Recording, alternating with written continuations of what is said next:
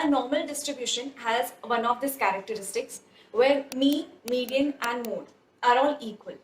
So now in statistics, when the observations in the data set are normally distributed, we can use standard deviation as a measure of risk. In real world, however, distributions are not always normal. It can be asymmetric, and in such a case, kurtosis can be one of the models to better represent the risk. Kurtosis is a statistical measure that tells us how the distribution is spread out from the normal distribution, especially in the tails. So basically, it measures the tailness. The data set with high kurtosis tend to have heavy tails, and the data set with low kurtosis have light tails. Now, how to know if it's heavy or light tail? By using a tool called excess kurtosis. Excess kurtosis is a metric that compares the kurtosis of a distribution against the kurtosis of a normal distribution. Now, the kurtosis value of a normal distribution is always 3. So, when you subtract the kurtosis value that you get from the kurtosis value of a normal distribution, that is 3, you get excess kurtosis. This excess kurtosis can take positive, negative, or even values close to 0.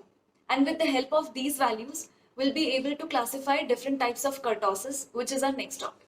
Starting with its first type, mesokurtic distribution. Now, this distribution has kurtosis similar to the normal distribution, and they have a value of approximately 3. The value of kurtosis for normal distribution is also 3, which I had mentioned it earlier. Therefore, the excess kurtosis value is close to 0. The second type is leptokurtic distribution. This distribution shows heavy tails or large outliers. Now, the meaning of outliers is that they are the extreme values of the data set. So, leptokurtic distributions have positive values, that is, value greater than 3, and therefore the excess kurtosis value would be greater than 0. And the third one is platykurtic distribution. This distribution is thin tail, which means small outliers. They have low kurtosis value, which is lesser than 3, and because the value is less than 3, an excess kurtosis value is also less than 0. They are also known as negative kurtosis because their excess kurtosis value is less than 0. We'll see an example to understand this classification better with the numbers. We have the following dataset given. So the formula to calculate the kurtosis value is the ratio of fourth order movement divided by the standard deviation raised to the fourth power.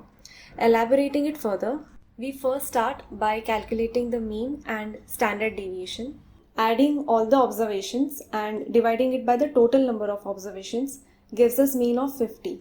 Now calculating standard deviation, which equals 46.55. Next is to calculate the fourth moment, where you take the average of the fourth power of the differences between the observations and its mean. Lastly, dividing the fourth moment by standard deviation raised to 4 gives us the kurtosis value of 3.68. Subtracting this number from the normal kurtosis, which is 3, gives us excess kurtosis of 0.68. This one is leptokurtic because its value is greater than 3 and excess kurtosis is greater than 0. We'll see one more example with the same steps but different data set. So starting with the same mean calculation, answer we get is 45 and the standard deviation is 27.75. And after calculating the fourth moment, the final value, that is kurtosis, is 1.75. As it's less than 3, its excess kurtosis value is minus 1.25. Clearly, this one is different from the previous one. And as it's negative, it's an example of platykurtic. The last part of this video is why is kurtosis important or its use in finance? The reason is it explains tail risk, which is the risk of extreme returns due to rare events.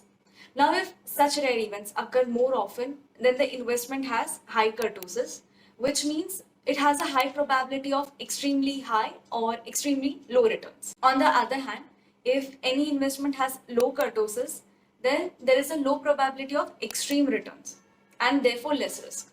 Okay, so that's about it. See you in the next video.